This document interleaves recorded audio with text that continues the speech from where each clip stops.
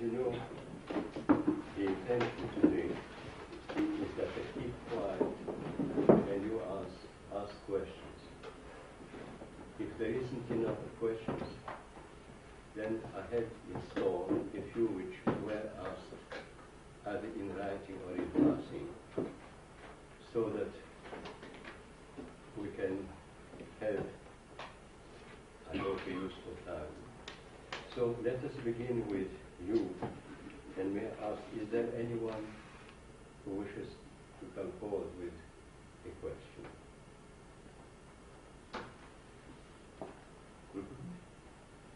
Could I ask you to clarify something that you said last time? You quoted Gregory the Great as talking about the establishment of marriage, Adam knew Eve after the fall. And yet I've heard you say on other occasions that marriage, the sacrament of marriage existed before the fall, and this was the only sacrament to come from before the fall. And it seems to me that what you said is better than what Gregory said. Can you clarify? Well, I must have expressed myself badly. The union of Adam and Eve from the beginning would be considered as a married estate if you define marriage by the fact that two are no longer two but one. It was an estate which was based on mutual love and oneness that had not yet been broken by sin. After the fall, God sort of confirms the fact that the fall has not broken irrevocably the unity of the two. It has impaired it by introducing into the relationship discordant notes. But the unity is still there, and this unity is essential for the whole human race not to break apart, and for the whole world to break apart. So that was the idea, I think, of St. Gregory. And it is not a new sacrament, but what he insists on, which I must have expressed badly, what he insists on is that even at that moment, marriage was a sacrament because the world cannot subsist without sacrament. Now, that does not mean a sacramental life in the way in which we speak of it when we speak of the sacraments of the Church. But it means a relationship between two, and beyond them through children, a relationship between two that does not allow the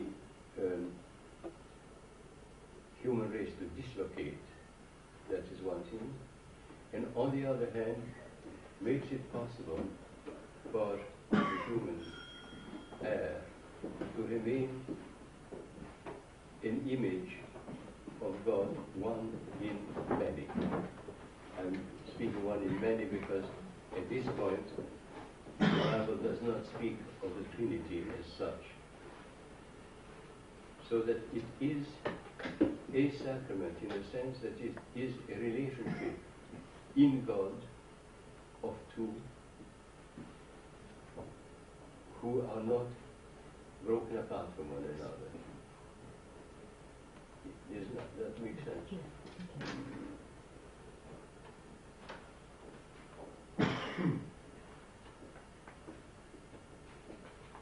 hero.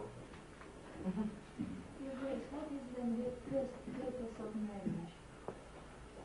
What is the main aspect of being married? What is the purpose of marriage?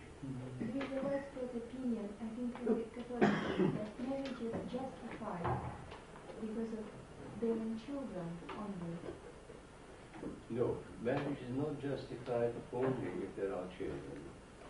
And in a way, the purpose of marriage is the continuation of the human race. But marriage in itself is self-sufficient, a mystery that overcomes separativeness, mutual alienation, estrangement, and maintains the unity in God of human beings. So that, for instance, in a marriage in which the two cannot have children for natural reasons, the marriage is not impaired. It is as complete and as perfect, although the begetting of children is part of the mystery of marriage.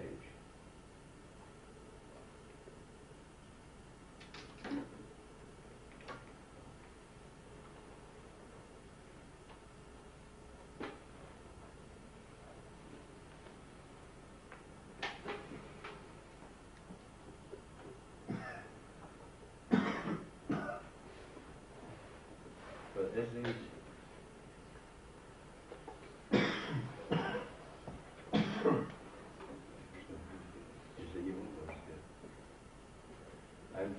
I'm being told that there is someone in this hall who would like to ask a question, but is too shy to do this.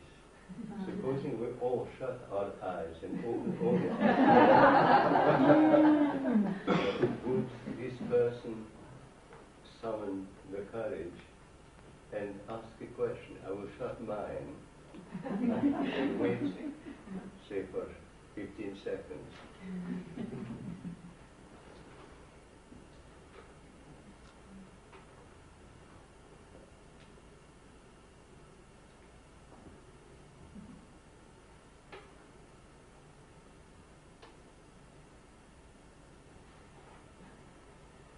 Well, let us continue. And excuse me, I'm not too shy, I'm almost too shy, because this is probably a very stupid question. But was the begetting of children part of God's plan for Adam and Eve before the fall? I think yes. But there is no text to support it, but there is certainly the evidence that God would not have created man and woman as two different sexes to no purpose. And St. John Chrysostom, with a touching naivete, says that obviously that is the reason, because if it was a question of working the garden, another man would have been much more useful.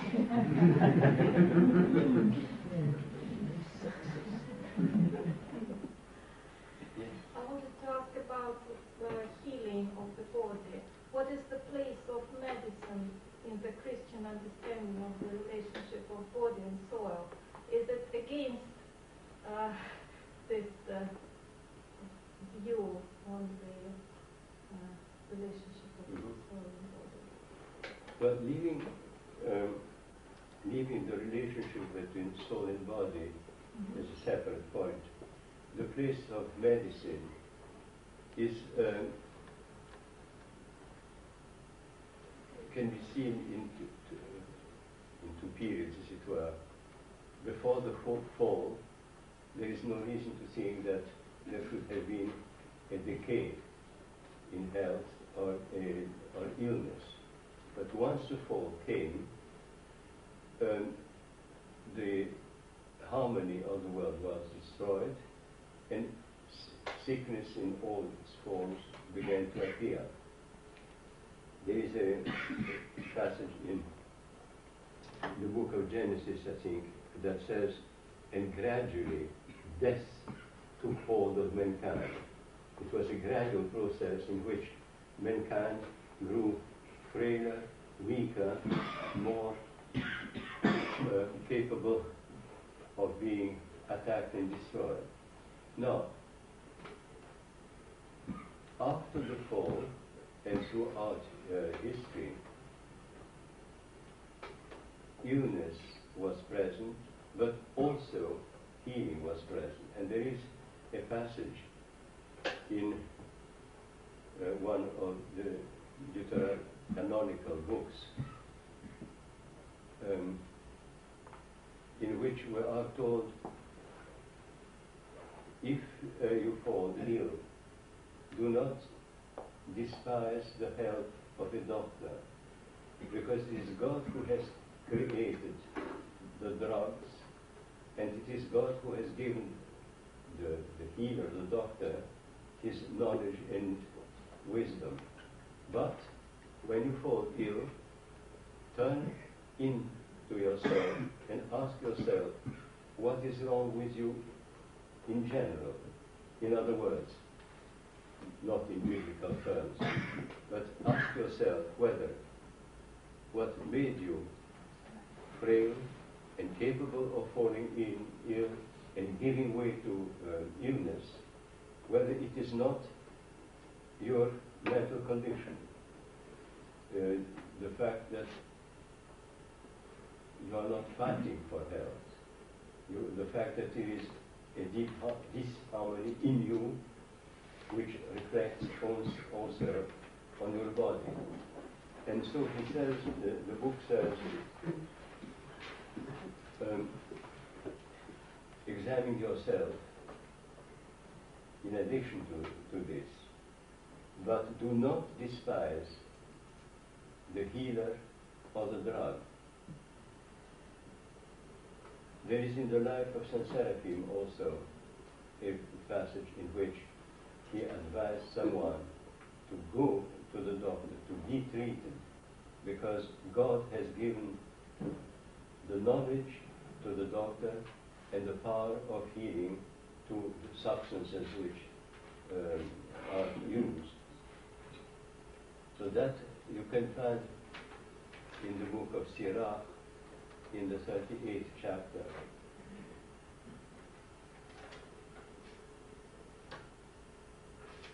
Is it all right? Yes. I also had an opinion that just healing,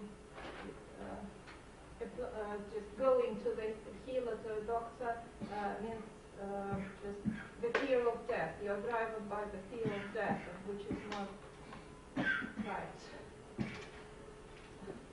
I wonder whether you could comment on that. Even if you are driven to the doctor by your fear of death, or only by the unpleasantness of being ill, it's a perfectly legitimate action, because we must all fight as much as we can for wholeness, and wholeness on all levels: physical, mental, spiritual. And the fear of death is a special subject, in the sense that basically death is an unnatural event in the life of created beings. Originally, no created being was made in order to die. So we all created beings have a sense of horror at the thought of death. Now, this is a natural condition. If we turn further to the gospel and to the world into which God has come to save the world, then death acquires a slightly different aspect, in the sense that, on the one hand, it is a monstrous thing to happen in a created world, that was made in order to live eternally, growing from glory to glory. On the other hand, in the world in which we live, death is a moment when we are freed from imprisonment in the world, while we are decaying more and more. You know, there is a Russian children's story in which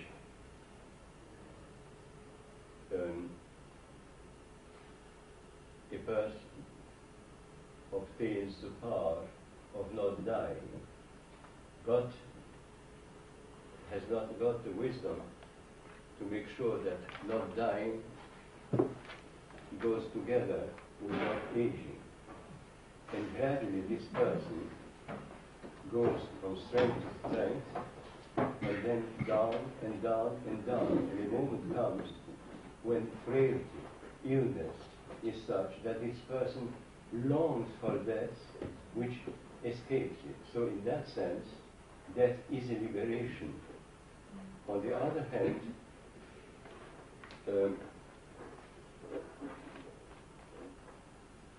death after Christ has got a new dimension, in the sense in which St. Paul puts it, that for me life is Christ and death is a gain, because as long as I live in this body, I am separated from God.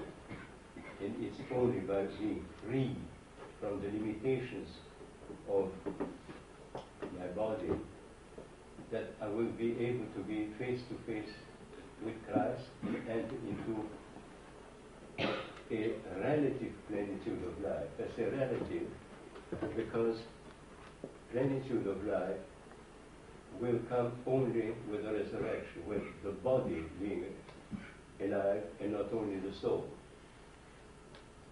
And there is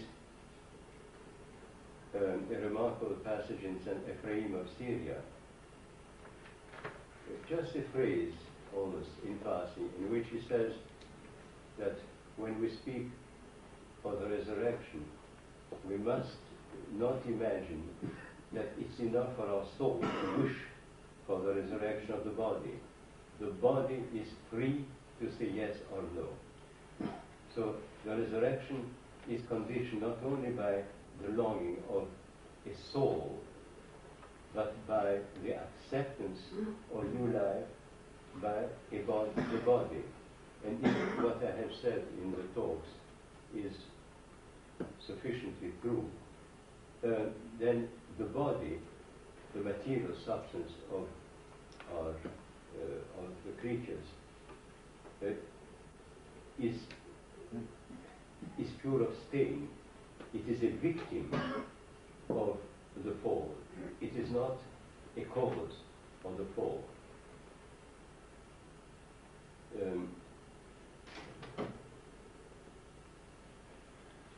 I can't remember who. I think it's not a spiritual writer, but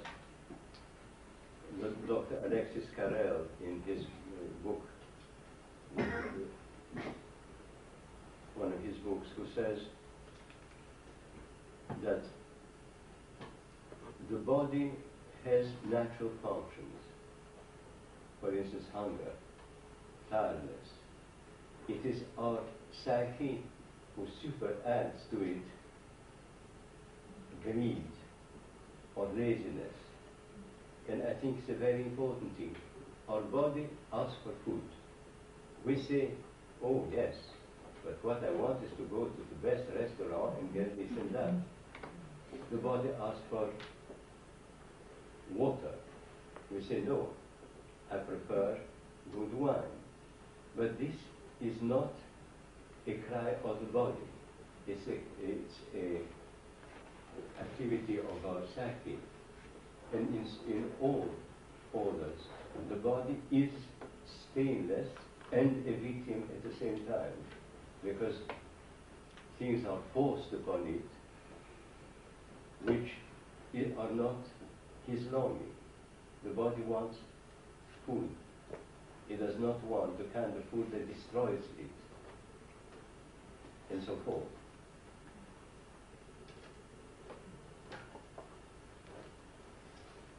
We will come to this question of life and death later when we come to Christ and the new life. Yes, very. Is there a teaching of the Orthodox Church that the sins of the parents fall on their children after the fourth generation? I know that it existed in the Old Testament, but does the Orthodox Church took it as well, or it's only the opinion of some faiths?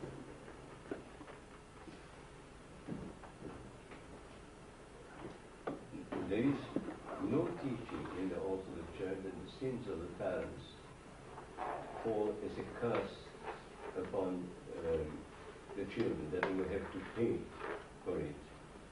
There are passages in the Old Testament that are ambiguous in that respect. What we and we have an unfortunate vocabulary insert in this line, because the sin of Adam comes upon us not as sin to be punished for, but as a consequence, in the same way in which a child born of alcoholic parents or of parents who are sick with AIDS inherits illness, but it's not his sin. It is the consequences of something that was a sin or was not even a sin, but an accident in the life of the parents. And I think it's very important for us not to think that Adam sinned and we are all sinners in that respect. I think it's a question of defining the notion of sin more properly than we do. Because practically, when we speak of sin or experience sin, we experience it as a bad action or an evil word. While sin is a condition in which we lost touch with God. The sin of Adam was basically that he began to turn away from God and look elsewhere. But he did not intend to reject God. Neither do people, when they sin, intend to reject God. But the consequences of Adam and Eve's falling away from God, and the consequences throughout history of parents or whole societies living badly or falling away from what they should be, of course reflect on every single individual. But there is no such thing as the sin of Adam being a sin of everyone after him. It may result in frailty, it may result in confusion. Take for instance, in the beginning of Genesis also, the offerings made by Cain and by Abel. Both were making offerings to God. But Abel was aware that everything he possessed was a gift of God. And he simply brought back to God the best he had. But it was God's in his views. From what we know of Cain, Cain brought to God what he had created, made. And one could say that he was saying to God is, this is mine, I give it to you as a present. And that makes quite a great deal of difference. And I can't resist the temptation of telling you a story about what is God and what is not. In a folkloric life of Moses, there is a story of Moses meeting in the desert a shepherd, and he stays with him a few days. And he notices that this shepherd collects the best milk he has, takes it into the wilderness, into the desert, places it on a flat stone, and leaves it there during the night. And having observed that once or twice, Moses says to this shepherd, what are you doing? Why do you waste this milk? Oh, said the shepherd, I'm not wasting this milk. I take the best milk which God has given me and give it for him to drink. And Moses, who knows all things, says, fool that you are. God is a spirit, he doesn't drink milk. And the poor shepherd is desperately downcast because he says, I have no way of expressing my love of God because I'm uneducated, I know nothing, I don't know how to pray properly, but I have this milk which I give him. And so far, I knew that he received it. What is your evidence? So Moses said, very simple, let's hide and see. So they hide, and they see a little fox coming trotty in the night, lapping up the milk and disappearing back in the desert. And the next day, the shepherd is more miserable even than when he heard Moses' rebuke. And Moses feels quite unhappy about it. And he turns to God and says, what have I done wrong? How can I repair it? Because this man really can do nothing to express his love and veneration of you. And God says to him, yes, Moses, you have done wrong. You were right in one thing. I don't drink milk. But there is in the desert this little fox who has lost his parents, and I share my milk with him. So there is also this aspect of things. Yes? Monica, you mentioned... Could you speak loudly, because... You mentioned at some point, I don't remember in last book, the Trinity, the mind and the psyche, and beyond the psyche, the spirit, what was the third thing you mentioned. And so, the question is on the subject of deep disharmony. And a little bit from my own experience. And I know my mind to some extent, and I know my mind's demands. I also know the psyche and its oppression, and then I came later to be very tired of both. But it seems to me that I know very little of the third. I know very little of the spirit, which is supposed to be the most important because it's been created.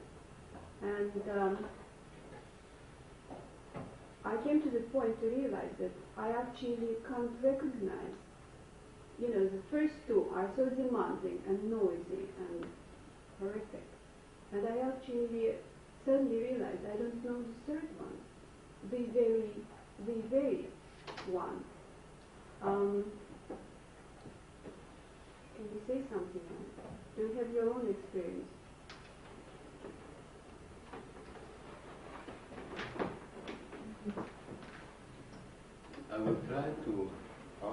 question. I only experience from what I have read and heard.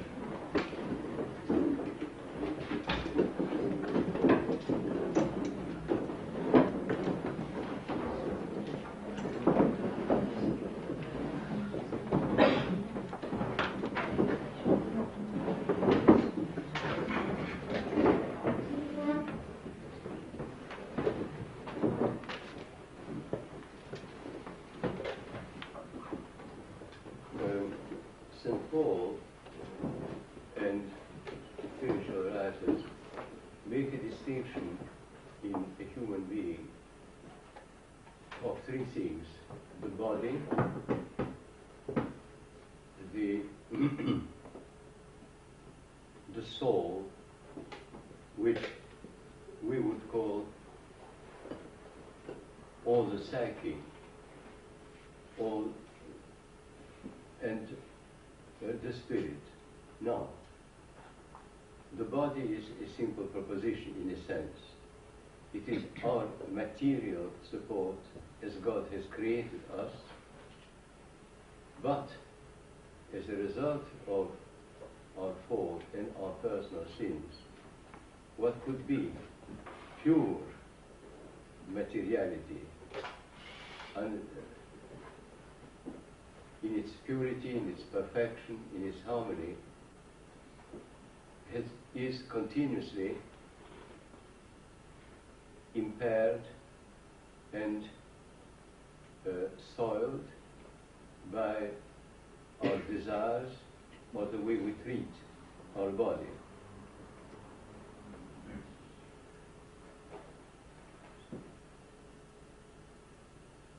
Then there is, and that is the distinction which we have between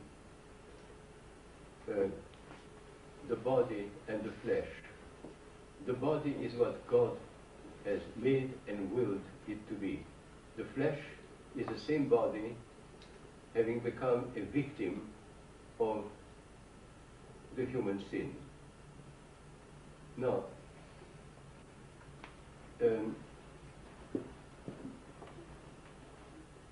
what we call the soul or the psyche is all our self-awareness, all our intellectual or emotional and other human qualities. And this is the point of impact in which man is free to turn Godwards or away from God. It is these powers of the psyche that turn him towards good or evil according to his freedom. Now, we can be aware of this aspect of ours. As far as the spirit is concerned, we are told that when the human being was created, God breathed into him his own breath. It is what sustains him beyond the natural and links him to God himself, makes him capable of knowing God. It is what, in other terms, we call the spirit. Now, we cannot, I think, be aware of our spirit in the way in which we are aware of our body or of our psychological functions. It is too intimate and too mysterious. It is linked with our knowledge of God. We discover the Spirit in us through communion with God. A writer which Professor Kasagan quotes but does not name says, faith is God's presence within us. The Spirit is the power of God moving us and calling us to Him and making us capable of communing. But we can be or become aware of it all only to the extent to which we commune deeper and deeper with God and begin to distinguish what is our natural, intellectual, emotional, or other exercises from something which is God's action within us. I don't think I can explain myself better. Can you say something more to help?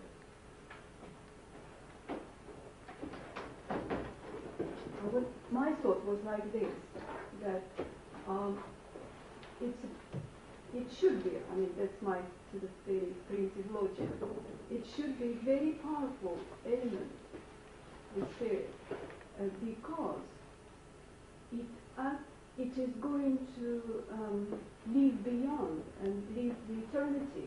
So it has to be something very powerful and something noticeable, somehow, you know.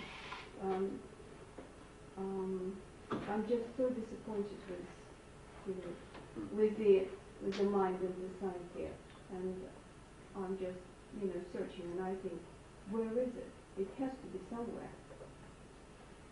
In your pocket. What I would say is I that put it in my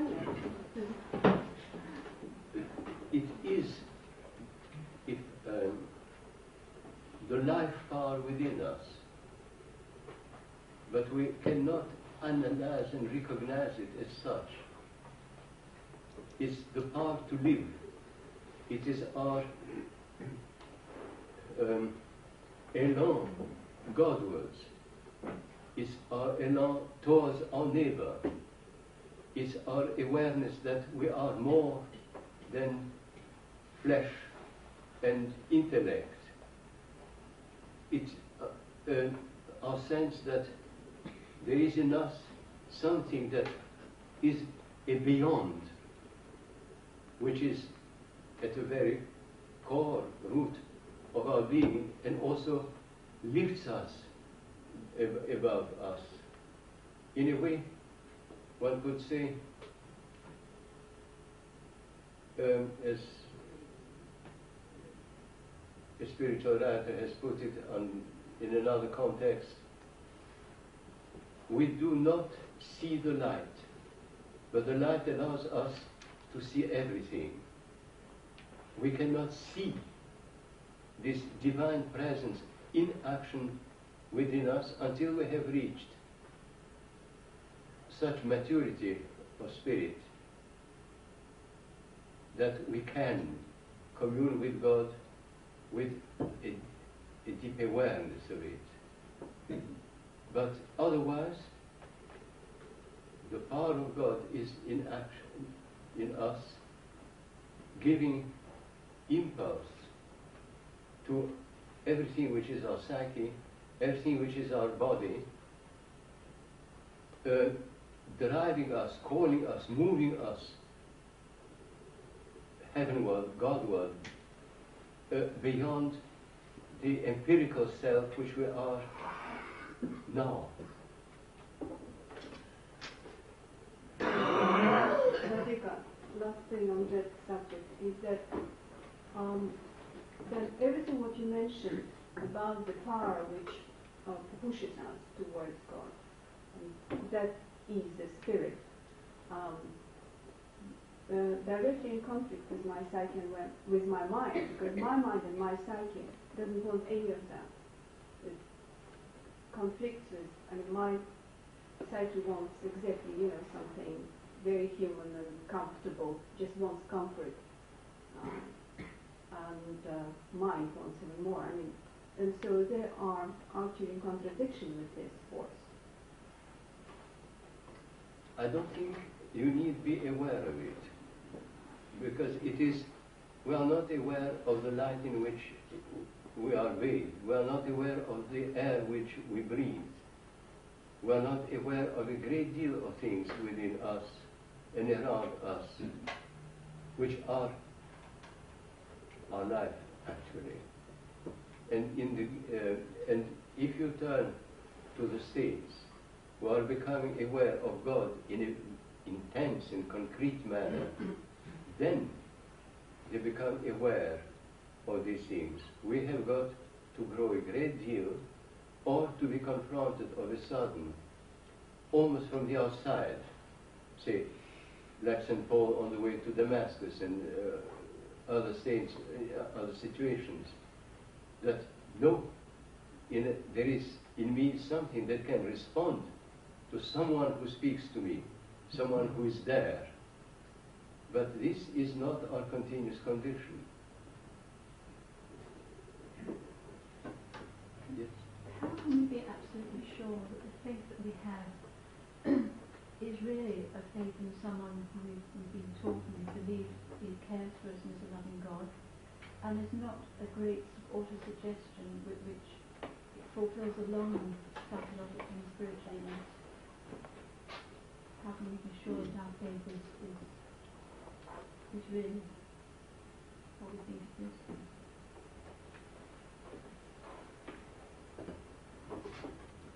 How can we be aware that it is God and not auto-suggestion?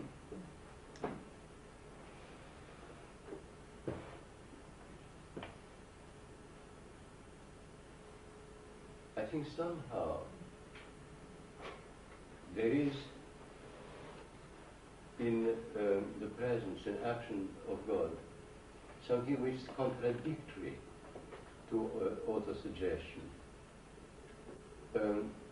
Auto-suggestion does not give us the intensity of life and the intensity of power to confront tragedy, which God's presence does.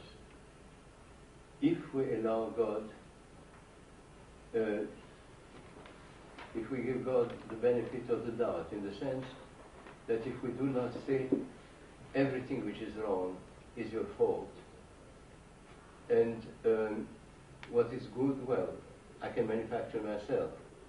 It is not true. We cannot manufacture ourselves all that we long for. Materially, to a certain extent, we can do it. But in our inner self, I believe that there is a sort of inner evidence.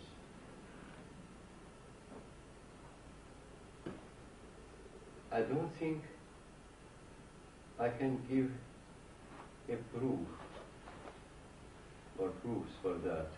It's just that we long so much.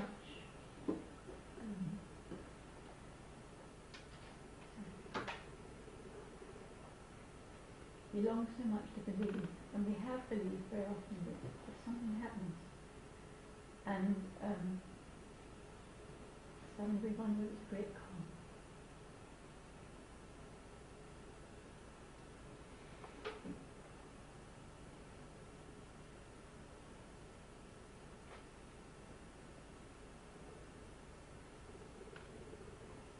I think it's a question that can be within each of us. What we expect of God is serenity, peace of mind, intensity of life within us, courage to meet situations. And we find it very difficult at times to accept something very painful as something which is either positively willed by God or accepted by Him. And we turn to Him and say, and now give me evidence that it is all right. Prove it to me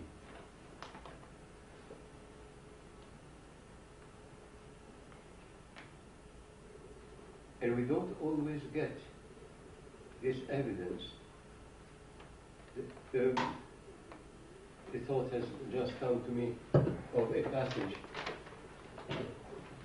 from the writings of Saint Theophan, the recluse, in which he says the most appalling thing in life is to be confronted with someone's suffering and do all we can and become aware that we are prevented from helping this person because this person has not reached through suffering, through the struggle, the maturity which would allow this person to find peace without maturity, as it were.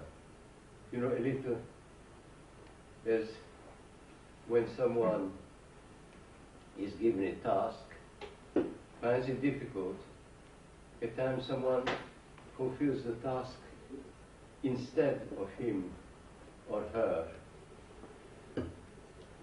and prevents this person from learning how to fulfill it, how to face it. This is particularly difficult when death comes.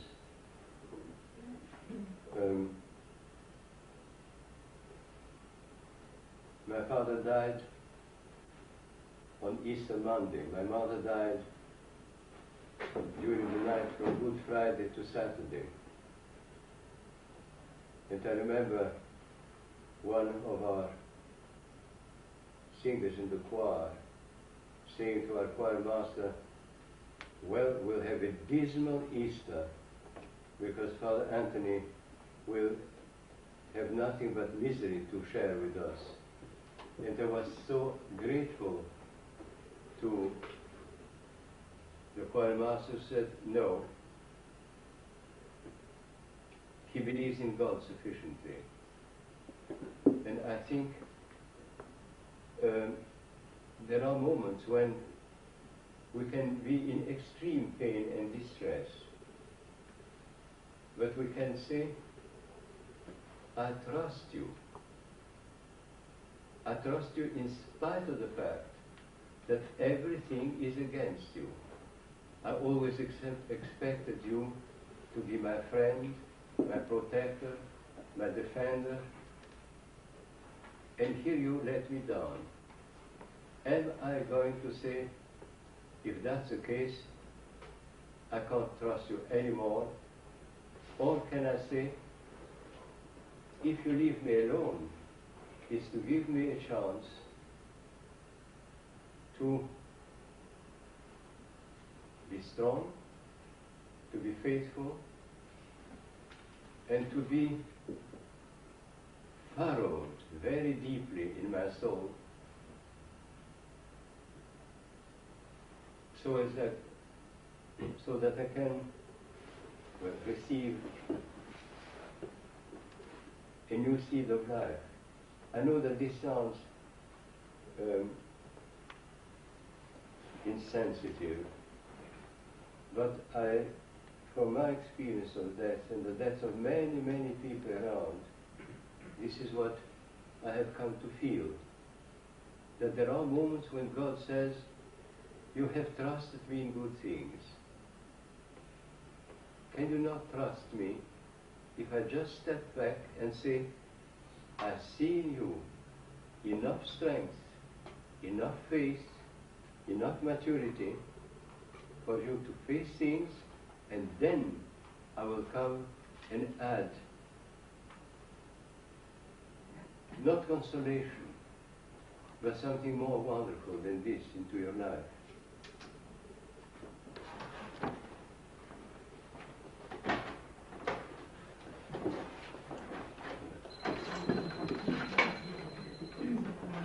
The machine saying 50 minutes have passed. Can you do a little more? Yes.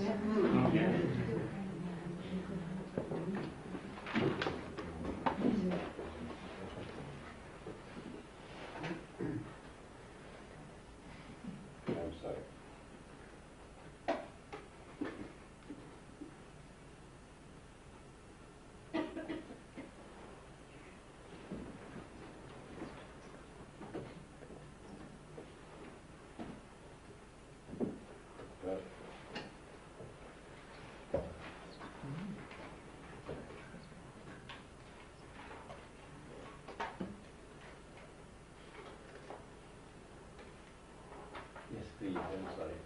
I'm against the backcloth of your last talk, which I found very beautiful because it was about life-giving relationship. A few days later, I was at the London Lighthouse with four young people who were HIV infected. And I think an answer to a previous question has helped me to understand why I found in them enormous transparency, because they made choices and they were leading workshops with other young people from schools all around London to try and help these young people avoid the same choices and not have a sort of death penalty hanging over their lives. It was a great battle that they were living through, each person. I think my question would be, because at the time I was a doctor who treats the children with HIV and AIDS in Russia, who started talking about some staggering statistics which even Russia might look forward to, its population of children with HIV and AIDS, which was very distressing to hear. I found that when you actually wade into this world of sin, because that's how you talked about it, sometimes you come across a purity which you don't find if you remain in a place which is safe, a safe haven, safe and clean and a bit sterile. And I was just thinking about, again, in relation to one of the other answers, a little child with HIV who would die of AIDS, who was in a Romanian hospital. And it was the most dilapidated room you'd ever come across, the rustiest cot. The baby was all wrapped up with a rag because they were so poor. But the baby was sort of pure on the outside and fast asleep. Another was a prostitute in another ward being treated for hepatitis. The baby was perhaps purer than anything I have seen since. So my question is, I suppose the church in Romania tends to still remain on one side of the road and let people with HIV and AIDS, including the children, be on the other side. How to bridge that and how not to create a safe haven, I suppose, in the church.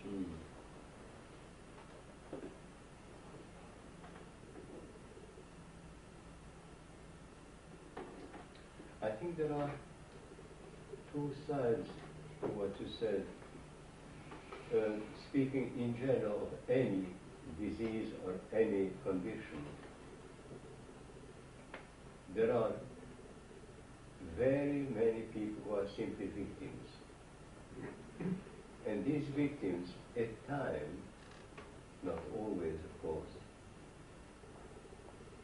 remain pure and luminous in a way in which we are not. Especially children, small children, and acquire or possess a wisdom, are given a wisdom which is beyond us.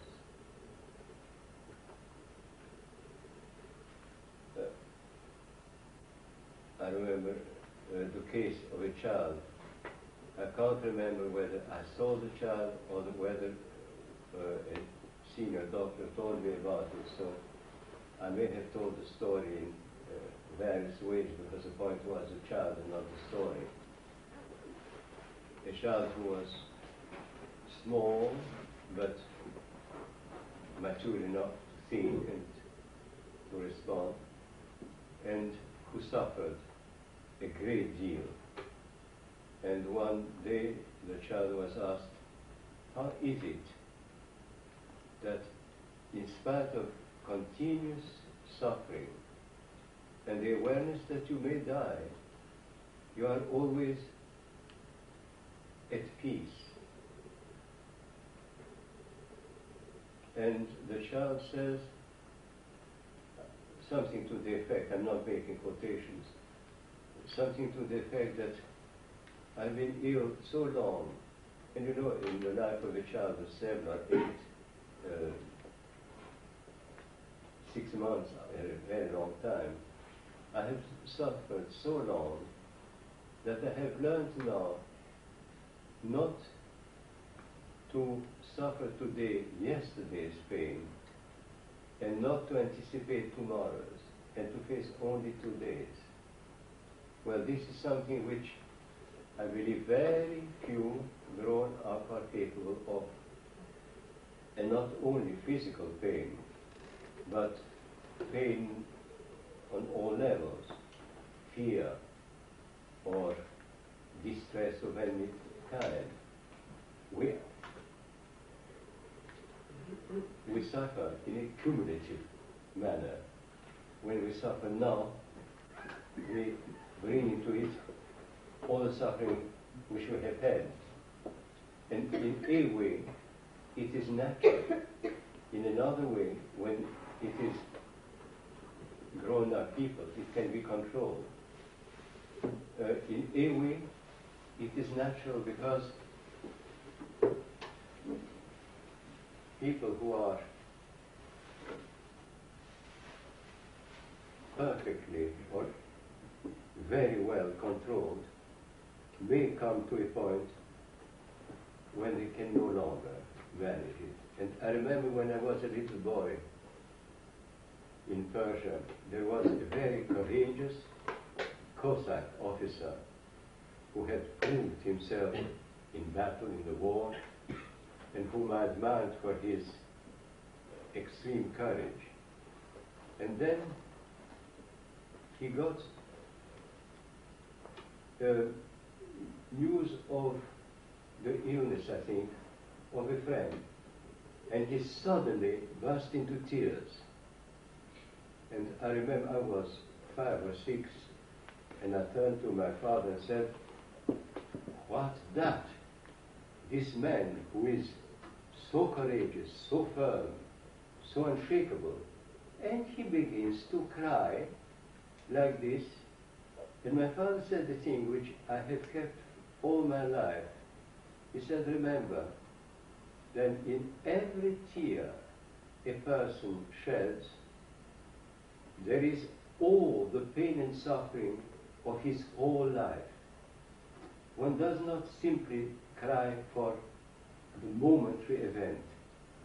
This momentary event comes as a crowning to all the pain, and it bursts."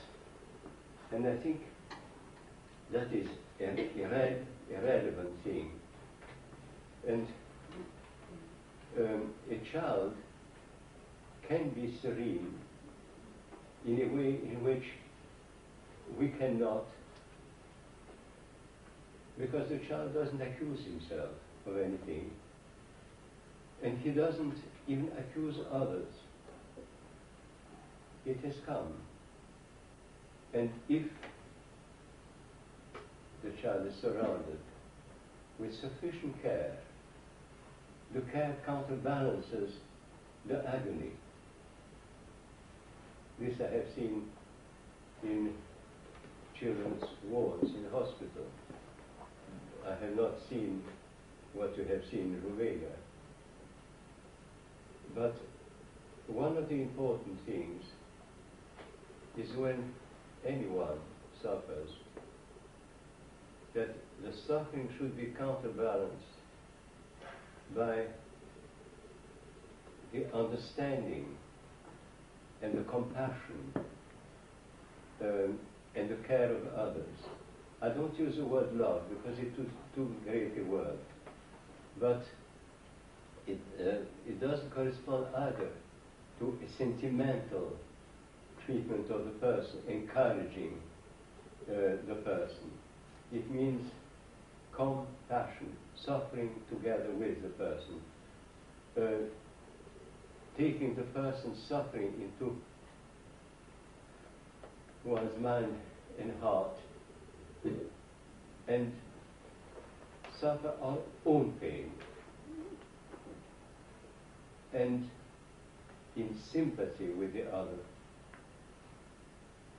to be there side by side with this person. It's more difficult with adults in general, because adults very often defend themselves against people's compassion or sympathy. Or we express our compassion and sympathy to an adult in a way which is very often painful, hurtful. A child is prepared to receive tenderness. A grown-up does not want very often to be intruded into. Very often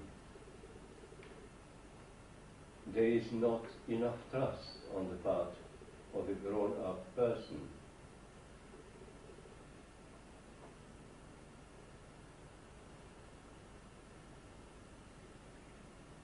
I remember occasions when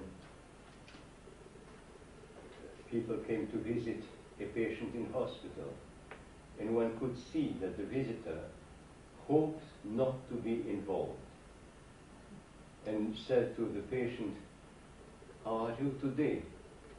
And one can see in the eyes of the patient the awareness that this question did not require a truthful answer, that what this visitor wanted is to not to be involved. And the answer comes, "Oh, I feel better." And then you can see in the face of the visitor, how happy I am that you are better, which in reality means, how happy I am that you are not involving me in your pain. And that is a terrible experience, because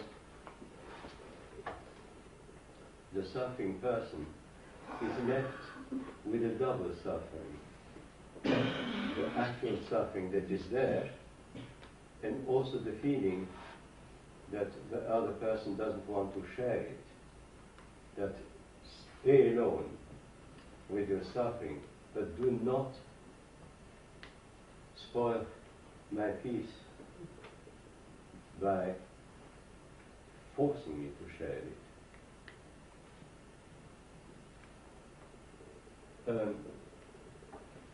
Jean, you wanted to say something? Oh, yes. With your remarks on the creation of Eve out of Adam in mind, what would be your comments on something I heard some years ago when in a hospital on the slopes of Mount Kenya? A Scots physician was speaking, and he said, "We are descended from 6 Africans." Sorry. What is the last phrase? We are descended from 6 Africans. 6 what? Africans. Oh. I don't think I have any comment. I suppose a supplementary might be, if evolution took so very, very, very long, why did it take the Almighty until 2,000 years ago to bring his Son into the world? There are several things in your question. First of all, I don't think that Genesis can be put in parallel with what we know about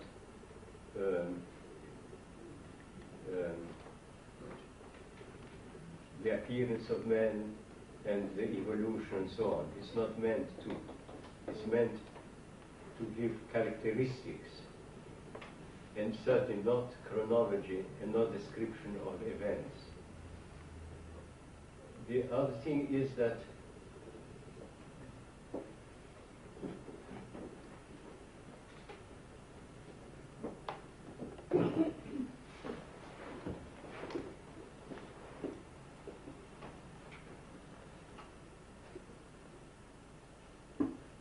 I want to come to that in detail in one of the next talks, but for the moment I would say one of the characteristics of the acts of God resides in the fact that after his primordial act of creation and of calling mankind into existence, all the rest he wants to do in cooperation. And this is probably the meaning of the genealogy of Christ and what precedes and follows. God wants man freely to enter with him into a new relationship. And this requires, after the choice which Adam and Eve made of turning away from God in order to merge into matter, a reversal. And I understand the question because it is not only a question of length of time, it's the horror of centuries and thousands of years. But God could not intervene otherwise than by saying, I deprive you of the freedom which makes you my equals. I will put you right, but you will be puppets that cannot go wrong. You cannot be my friends, you cannot be my equals, I cannot be your brother or your father. You will be a perfectly adjusted mechanic. But to that I think I would like to come in greater detail.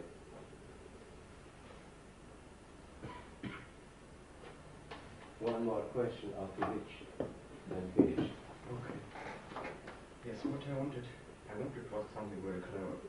So I thought about, well, asking something very simple. I mean, the whole thing you spoke about in a couple of last lectures was about the state of man before fall and then the difference which fall brought in. But if we speak about that, this difference is spiritual, as I understand. It is not that we had before fall man was stronger or lived longer. It was a spiritual difference.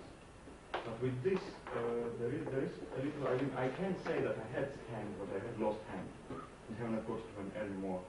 But if I say that I had state of communication with God, and I don't have it anymore, then shouldn't I have at least some image of what this communication was? And in that case, don't I have it now?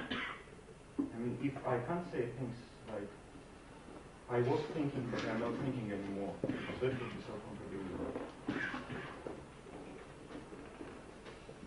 I think you can remember that you were in communion and communication with God. But the moment you have lost it, you can no longer recapture it. It's like friendship. You may have been the closest friend to a person. Then something has happened and you are no longer it. You can try in imagination to recapture what it meant, but you cannot re-experience it. To experience it, a new relationship must be established, which will bring back everything that was lost. But remembering is not enough. Remembering happiness is one thing, experiencing is another. Remembering suffering is one thing, experiencing is another. We all know what it means to experience pain. Once the pain is over, you cannot re-experience it. You can describe it at times better than when you were in the throes of it. But that's all you can do. And I think mankind can, say, let's speak of Adam and Eve, could remember that the relation was so deep, so real, and I can't catch it again. I have lost something. No, I'm afraid we'll have to come to an end because I can't manage more. Our next talk, today is what, the 6th?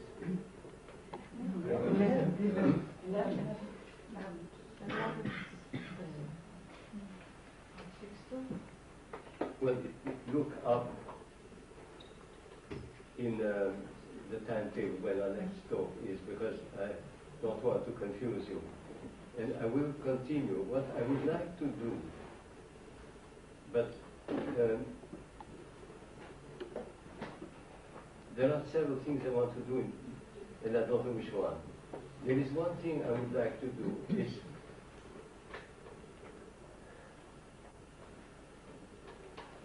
to look at the meaning of words, how words before the fall meant one thing and how they have degenerated in the situation after the fall.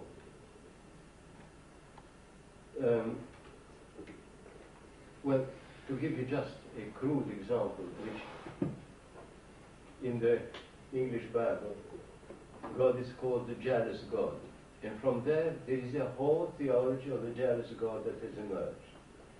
If you look at the original text, be it Hebrew or the Greek translation, you see that the word in Greek is zelos, and which means full of zeal, full of intensity, of ardor. And in the time of St. James's translation, the word jealous meant that. It has stopped meaning it. Now, a jealous person is not a person like this. And if you turn to the Hebrew, you have a word to express it that means hot, red hot for a piece of metal. It's a God that is all fire, never indifferent, never cold. And our translation that has been made into Indian language, in which the word was derived from arua, which means an arrow that flies with intensity. That's how God was seen. So we must be very careful when we read the Bible in our respective languages to be sure that a translation made at a certain moment may have meant something different from another moment. Not to speak of the fact that the texts at times are far from being clear, and the same text may be translated in totally different ways. So I would like to go into that a little to clear the ground.